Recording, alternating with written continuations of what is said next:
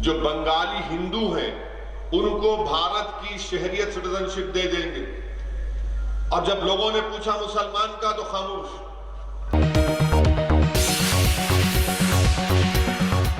آداب ناظرین، INT today news میں آپ کا خیر مقدم ہے۔ پیش ہے یہ خاص خبر خاص آپ کے لیے۔ اگر آپ نے ہمارے چینل کو سبسکرائب نہیں کیا ہے تو آپ کو یہاں سبسکرائب بٹن دکھ رہا ہے، اسے کلک کریے اور سبسکرائب کیجیے، اور ساتھ ہی ساتھ بیل آئیکن کو بھی کلک کریے گا، جس سے کہ آپ کو تازہ اپڈیٹ ملتے رہیں۔ آندھرا پردیش ہو، اس میں مجلس اتحاد المسلمین نے اپنی خدمت کا ایک ریکارڈ قائم کیا ہے، اور ساتھ ہی ساتھ میں یہی بتلانا چاہوں گا کہ اسمبلی کے انتخابات میں، پارلیمانی انتخابات میں ہم نے یہاں پر برسر اقتدار جماعت کی تائید کی ہے، اور الحمدللہ آپ نے مجلس کے اس فیصلے کو قبول کیا۔ آپ نے TRS کو اقتدار سے نوازا، تلنگانہ ریاست میں پارلیمانی الیکشن میں بھی ان کے امیدواروں کو کامیابی سے آپ نے ہمکنار کیا۔ یہ ایک مقامی سطح کا بلدی الیکشن ہے، اس لیے بہت ضروری ہے کہ اس الیکشن میں آپ لوگ، آپ کی پارٹی مجلس اتحاد المسلمین کو کامیاب کریں۔ اور آپ دیکھتے ہیں کہ بہت سے ہمارے پاس مسائل ہیں، آج بھی ہماری ریاست میں فرقہ پرست طاقتیں موجود ہیں جو ہمارے امن کو نقصان پہنچانا چاہتے ہیں۔ میں یہ بتانا اس لیے ضروری سمجھتا ہوں کہ آپ دیکھتے ہیں کہ کل بھینسے میں جو حالات رونما ہوئے وہ قابل مذمت ہے، بلکہ میں اس جلسے سے بھی یہ امید کرتا ہوں کہ بھینسے میں جلد سے جلد امن قائم ہو۔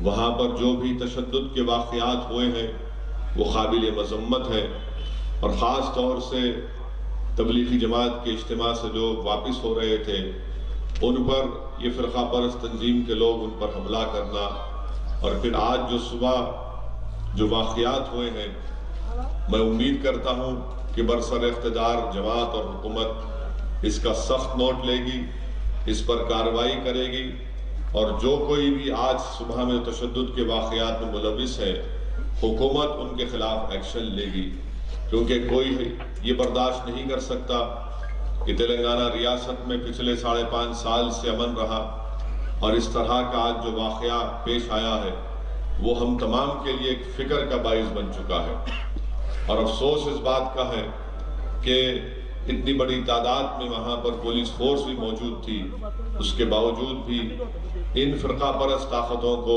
اس طرح کا موقع کیسے فراہم کیا گیا۔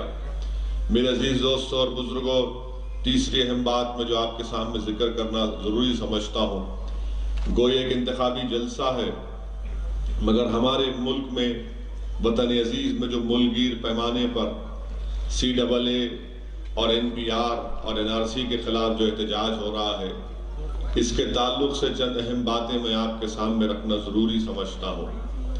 آپ جانتے ہیں کہ ہندوستان کی لوک سبھا پارلیمنٹ میں جب اس وقت اس کالے قانون کا بل مسودہ پیش کیا گیا تھا، میں نے مجلس اتحاد المسلمین کی جانب سے اس کی مخالفت کی، اور میں نے اس کو کالا قانون مان کر اس بل کی کاپی کو بھی میں نے ایوان پارلیمنٹ میں پھاڑا تھا، اور بتانے کا مقصد یہ تھا کہ ایک ایسا قانون BJP کی حکومت بنانے جا رہی ہے، بلکہ قانون بن چکا ہے جو مذہب کو بنیاد بنا کر ہندوستان کی شہریت دے گا۔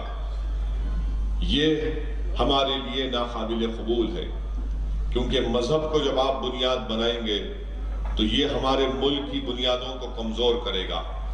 ہندوستان کو، بھارت کو جب آزادی ملی، جس میں ہم تمام لوگوں نے، ہندو، مسلمان، سکھ، عیسائی، دلت، آدیواسی، سب نے مل کر انگریزوں کی 200 سال کی غلامی سے اس ملک کو جب آزاد کروایا، اور جب بابا صاحب امبیڈکر کو یہ ذمہ داری دی گئی کہ آپ اس ملک کا سمویدھان، دستور، آئین بنائیے، تو دستور صاف طور سے کہتا ہے کہ اس ملک کا کوئی مذہب نہیں ہوگا، اس ملک کا کوئی مذہب نہیں ہوگا، یہ ملک تمام مذاہب کو مانے گا، یہ ملک جو مذہب کو نہیں مانتا اس کو بھی مانے گا، اور یہ ہمارے ملک کے آئین کی سب سے بڑی خصوصیت ہے لوگ اکثر ٹی وی کے چینل پر جب بحث کے لیے مجھے بلایا جاتا ہے تو بی جے پی کی طرف سے کہا جاتا ہے، کانگریس کی طرف سے کہا جاتا ہے کہ نہیں، بھارت سیکولر اس لیے ہے کیونکہ یہاں کا جو ہندو ہے سیکولر ہے۔ میں اس سے انکار کرتا ہوں۔ یہاں کا ہندو ہو، یہاں کا مسلمان ہو، یہاں کا دلت ہو، یہاں کا آدیواسی ہو، وہ سیکولر اس لیے ہے کیونکہ بابا صاحب امبیڈکر نے جو سمویدھان بنایا وہ سیکولر سمویدھان ہے۔ جب تک سمویدھان سیکولر رہے گا اس ملک میں سیکولر طاقتیں مضبوط رہیں گی۔ جس دن سمویدھان بدل جائے گا اس ملک کا نقشہ بدل جائے گا۔ آج جو قانون CAA کے نام پر بنایا گیا ہے وہ ہمارے سمویدھان، ہمارے آئین کے بنانے والوں کے خلاف بنایا گیا ہے۔ یہ جو CAA کا قانون ہے یہ گاندھی اور امبیڈکر کے خوابوں کے خلاف ہے، یہ ہماری اس ملک کی روح کے خلاف ہے، اور اسی لیے ہم CAA قانون کی مخالفت کرتے ہیں۔ مجھے اس بات کی کوئی شکایت نہیں ہے، نہ مجھے غم ہے کہ پاکستان، بنگلہ دیش اور افغانستان سے کوئی مسلمان نہیں آئے گا۔ مجھے شکایت اس بات کی ہے، مجھے تکلیف اور غم اس بات کا ہے کہ آپ تمام مذاہب کو شہریت دیں گے اور لفظ اسلام اور مسلمان کو اس سے مستثنی رکھتے ہیں۔ مجھے تکلیف اس بات کی ہے کہ کس بنیاد پر آپ اس طرح کا قانون بنا رہے ہیں۔ میرے عزیز دوستوں اور بزرگوں، اکثر بی جے پی کی طرف سے کہا جاتا ہے کہ بنگلہ دیش، پاکستان، افغانستان میں جو وہاں کی اقلیتیں ہیں وہ ہندوستان اگر نہیں آئے تو کہاں جائیں گے؟ یقیناً آئیے نا، بلائیے ان کو، مگر مذہب کی بنیاد پر مت کریے کہانی۔ اگر وہاں سے کوئی لٹ پٹ کر آتا ہے تو یقیناً اس کو آپ پناہ دیجئے، ریفیوجی سٹیٹس دیجئے۔ بلکہ میں تو اس سے آگے کہنا چاہتا ہوں کہ حکومت کو چاہیے کہ انٹرنیشنل ریفیوجی کنونشن پہ سائن کر لیں۔ کون روک رہا ہے؟ مگر مذہب کی بنیاد پر آپ اس طرح کا قانون بناتے ہیں جو ہماری آئین کے خلاف ہے، فنڈامنٹل رائٹ کے خلاف ہے، دفعہ 14 کے خلاف ہے، دفعہ 21 کے خلاف ہے۔ اور دوسری بات جو بار بار جھوٹا پروپیگنڈا بی جے پی کی طرف سے کیا جاتا ہے، کیا پروپیگنڈا کیا جاتا ہے کہ یہ خود وزیر اعظم کہتے ہیں کہ یہ سٹیزن شپ دیتا ہے، لیتا نہیں ہے۔ یہاں پر بھی وزیر اعظم غلط کہہ رہے ہیں۔ غلط اس لیے کہہ رہے ہیں کہ سٹیزن شپ امینڈمنٹ قانون کو اگر آپ ایک مذہب کو اس سے مستثنی رکھیں گے تو پھر آپ سٹیزن شپ دے رہے ہیں یا لے رہے ہیں؟ اور CAA کو آپ کو NPR اور NRC سے دیکھنا ضروری ہے۔ کیوں دیکھنا ضروری ہے؟ کیونکہ جو NPR NRC کا قانون ہے وہ 2003 کے رولز ہیں جس کو اٹل بہاری واجپئی کی حکومت نے اس کو سٹیزن شپ 1955 کے ایکٹ میں اس کو شامل کیا، آرٹیکل 14 اس میں بنایا گیا، اور وہ دفعہ 3 دفعہ 4 آپ دیکھ لیجئے، سیکشن 3 سیکشن 4 دیکھ لیجئے، اس صاف طور پر کہہ رہا ہے کہ NPR NRC میں کوئی فرق نہیں ہے۔ اسی لیے ہم نے اس بات کا مطالبہ کیا کہ NPR NRC میں کوئی فرق نہیں ہے۔ بار بار بی جے پی جھوٹ بول رہی ہے، اور جھوٹ کیا ہے؟ ان کی کیسے جھوٹ سامنے آتی ہے کہ آسام میں جو سپریم کورٹ کے ماتحت NRC ہوا اس میں 19 لاکھ عوام کے نام نہیں آئے، اس میں 5,40,000 کے قریب بنگالی ہندو ہیں اور 5 لاکھ کے قریب مسلمان ہیں جو بنگالی زبان بولتے ہیں۔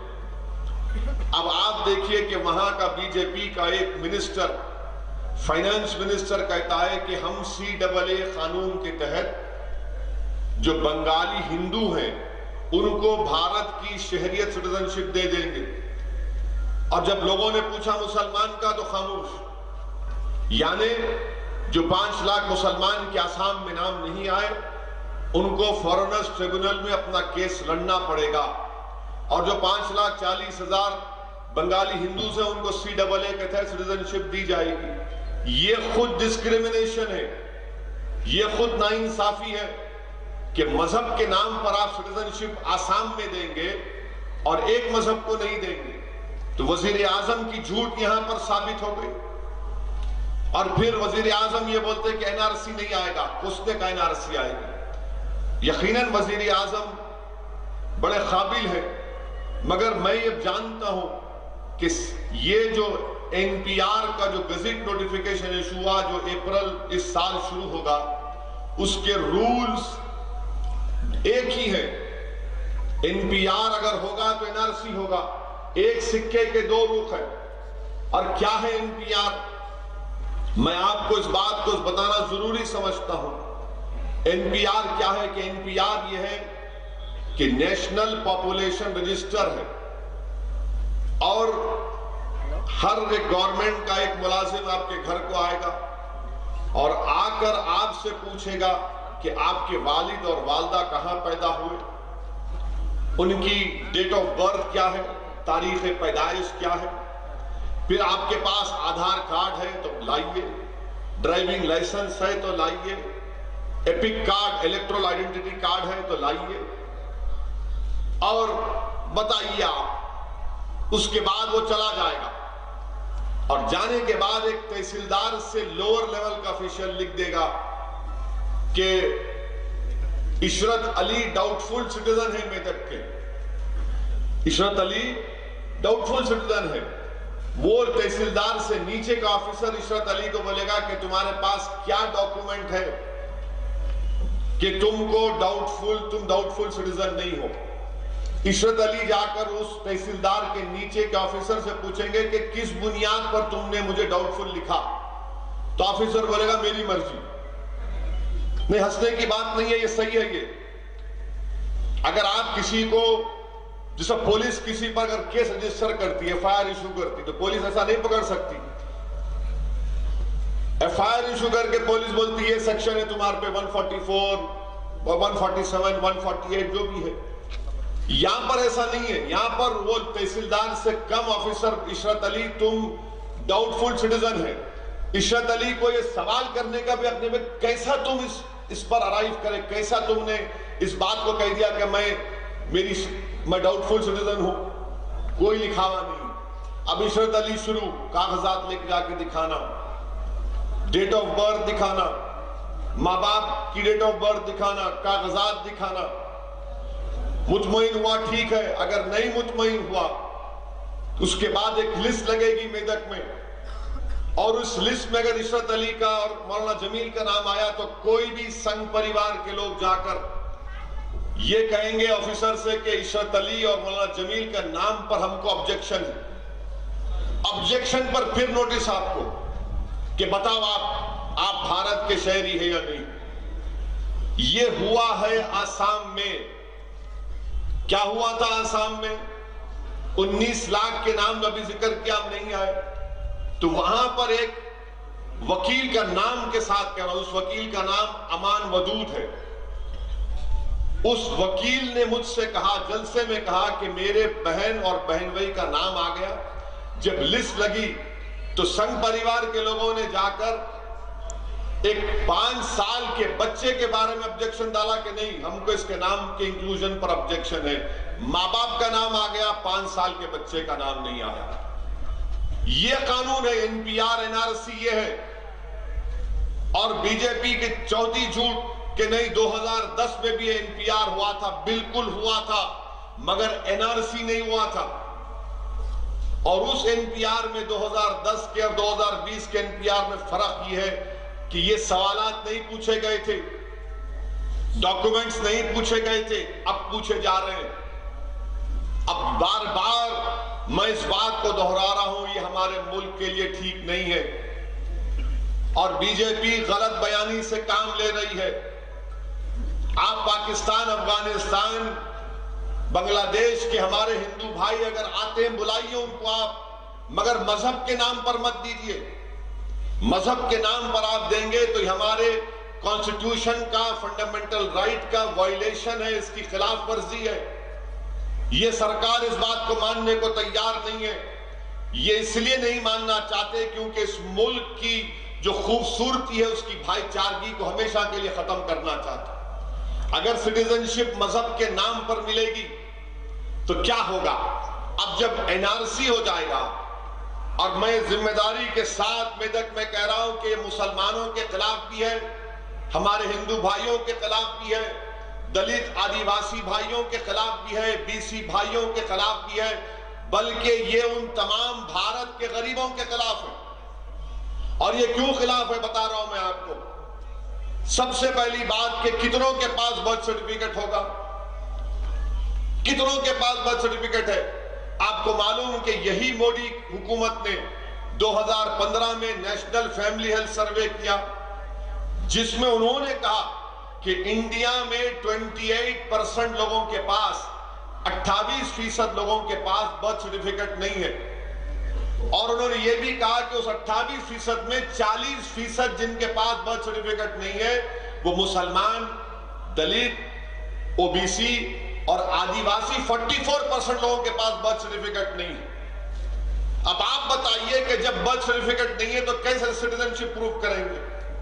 اس کے لیے اگر کوئی بولے نہیں ہے میں کل جا کے میدک کے بلدیہ آفس سے نکال لوں گا، نہیں نکال سکتے آپ۔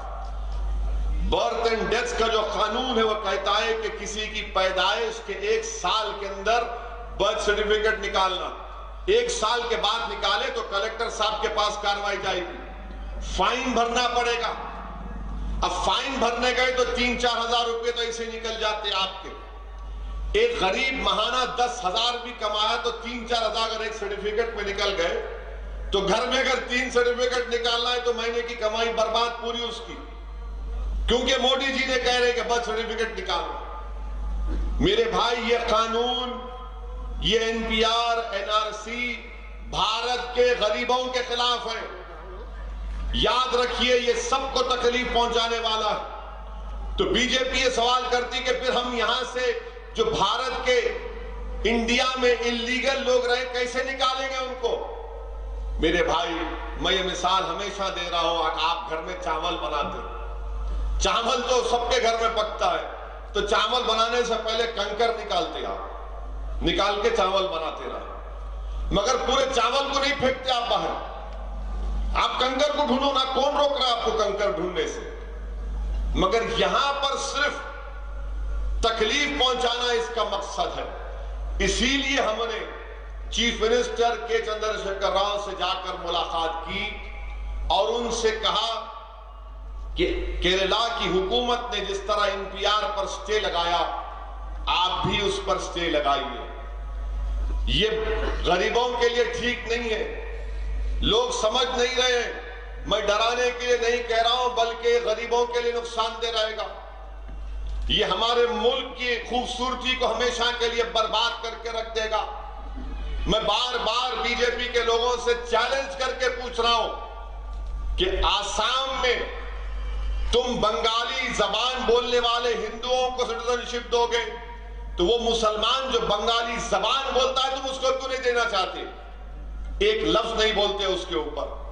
اور اگر خدا نہ خواستہ پورے ملک میں NRC ہو جاتا ہے تو جو نان مسلم رہیں گے ان کو بھی بہت تکلیف اٹھانا پڑے گا، اور کئی عرصے کے بعد ان کو شاید سٹیزنشپ مل جائے مگر مسلمان کو نہیں ملے گی، اس لیے کہ آپ کا ہمارا تعلق مسلمان کو CAA میں نکال لیا گیا ہے۔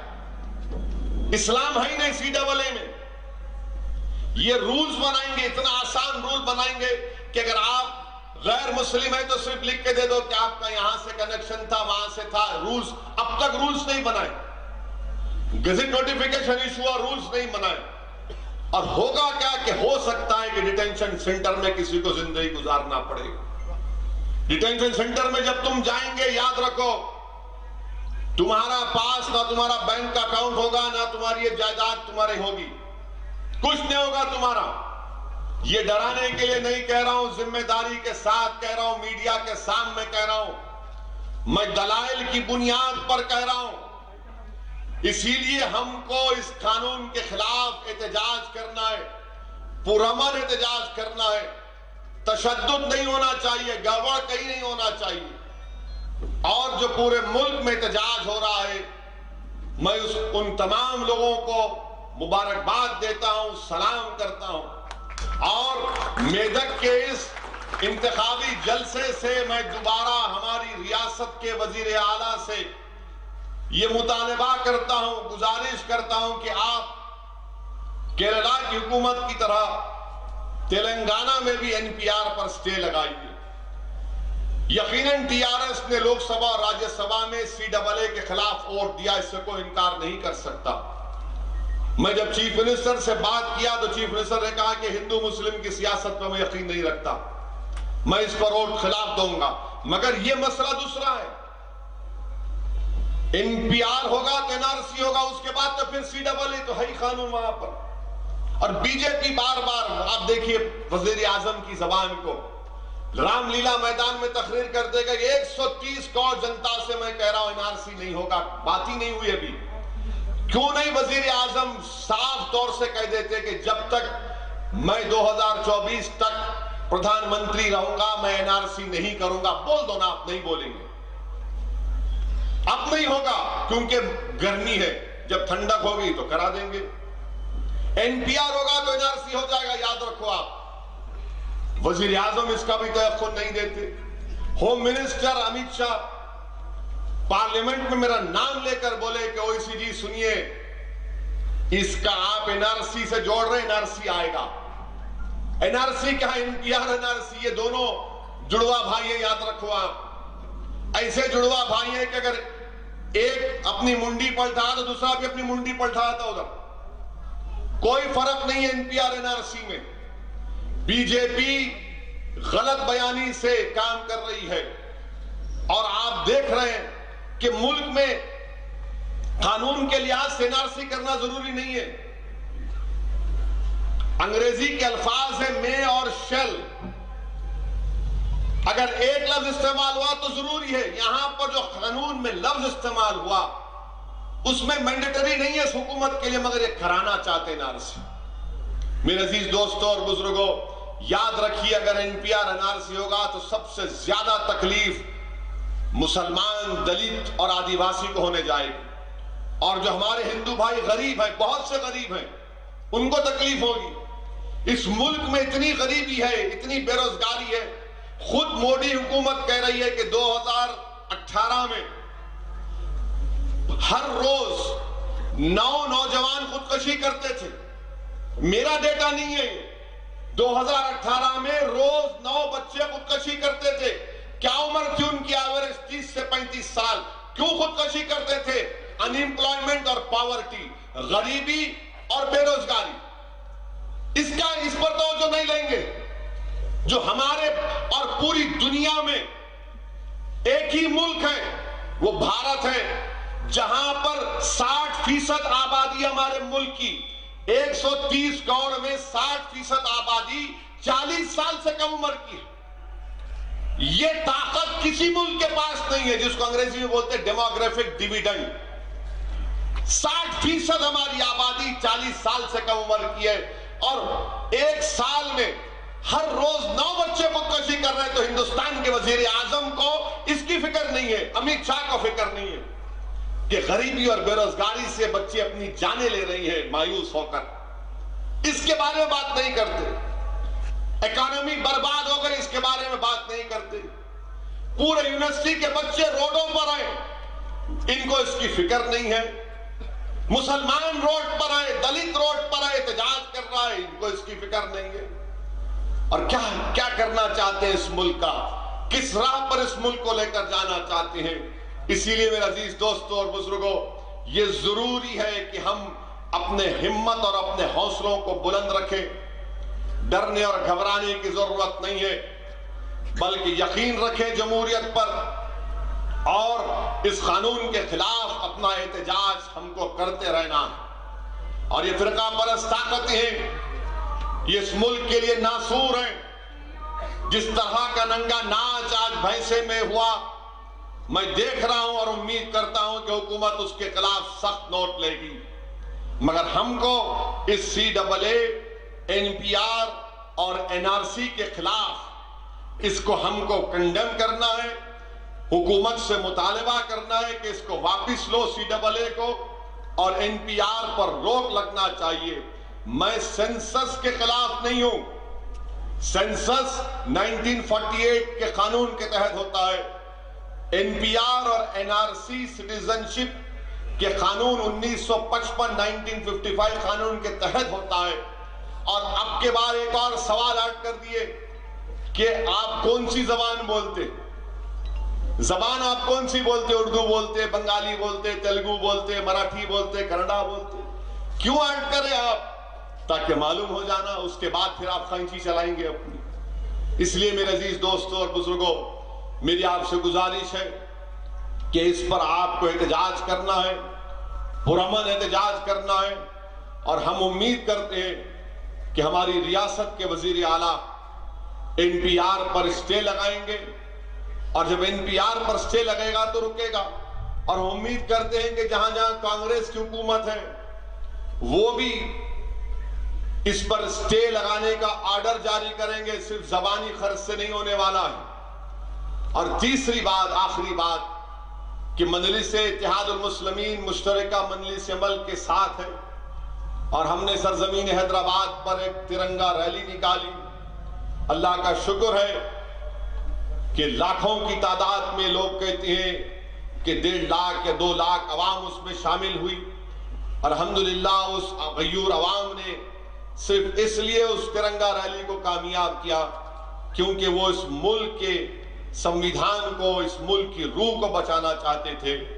اور جب ہم نے ترنگا ریلی نکالی، ہمارے ہاتھ میں ترنگا دکھا، تو کانگریس اور بی جے پی کے کئی لیڈرز بولنے لگے کہ دیکھو اویسی کے ہاتھ میں ترنگا آ گیا.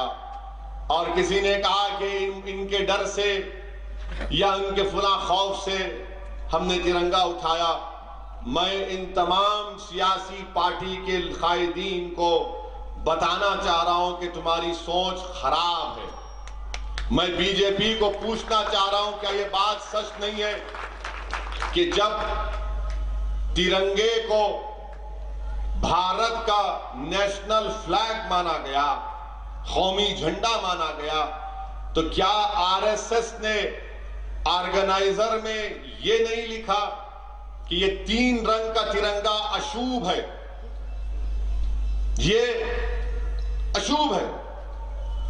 انہوں نے لکھا یہ بات. انکار کرو، چلو آپ میں پیش کرتا ہوں پروف، پورا ایویڈنس. تو ان کو تکلیف اس بات کی ہے کہ ہم کیسا ڈنڈا اٹھا لیے اور وہ جھنڈا بھی اٹھا لیے. تو میں ان کو بتا رہا ہوں کہ ڈنڈا بھی ہمارا ہے، جھنڈا بھی ہمارا ہے، ملک بھی ہمارا ہے. اور انشاءاللہ تعالی ہم نہ تمہارے خوف سے یا اپنی وفاداریوں کو دکھانے کے لیے ترنگا اٹھائے. ہم کو ترنگا اس لیے اٹھانا پڑا کیونکہ کل تک جو ترنگا اٹھا رہے تھے، ہاتھ میں تو ترنگا تھا مگر زبان پر گوڈسے کی تعریف تھی. ہاتھ میں تو ترنگا تھا مگر گاندھی کے قاتلوں کی تعریف تھی. ہاتھ میں تو ترنگا تھا مگر تم محبت کے دشمن تھے. تمہارے ہاتھ میں ترنگا تو تھا مگر تم ہندوستان کے بھائی چارگی کو برباد کرنا چاہتے تھے. اس لیے ہم نے یہ فیصلہ کیا کہ اب گوڈسے کی تعریف کرنے والوں کے ہاتھ میں ترنگا نہیں ہوگا. جو امبیڈکر، گاندھی، مولانا آزاد، جوہر برادران، نہرو، سردار پٹیل، سبھاش چندر بوس، بھگت سنگھ، چندر شیکھر آزاد، علامہ فضل خیرآبادی، اور جو ہمارے معزز علماؤں نے جو ریشمی رومال کی تحریک چلائی تھی، ان کو ہم سامنے رکھ کر ان کی قربانیوں کو رائگاں نہیں جانے دینا چاہتے. اس لیے ہم نے ترنگا اٹھایا ہے. انشاءاللہ تعالی ہم اس ملک کو ہمیشہ بچاتے آئے ہیں اور بچاتے رہیں گے. میری آپ سے گزارش ہے کہ آپ دعا بھی فرمائیے کہ آج اس احتجاج کو اللہ اپنے فضل و کرم سے کامیاب اور کامران کرے. یہ حکومت کو اس کالے قانون کو واپس لینا چاہیے، لینا پڑے گا. حکومت کو، وزیر اعظم کو بات سمجھنا پڑے گا کہ آخر کیا وجہ ہے کہ دارالحکومت دہلی میں ایک علاقہ ہے شاہین باغ، جہاں پر پچھلے 20-25 دن سے مسلم خواتین، کئی خواتین 5 ڈگری سردی میں رات اور دن وہاں پر بیٹھی ہوئی ہے اور مطالبہ کر رہی ہے کہ CAA کو واپس لو. ہم وزیر اعظم سے مطالبہ کرتے ہیں کہ آپ ذرا سوچئے یہ احتجاج کیوں ہو رہا ہے.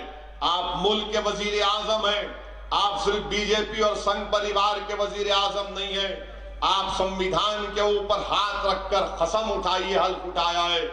آپ پر یہ ذمہ داری عائد ہوتی ہے کہ ہر ہندوستانی کے غم کو سمجھیے, اور ہماری لڑائی اس ملک کو بچانے کی لڑائی ہے.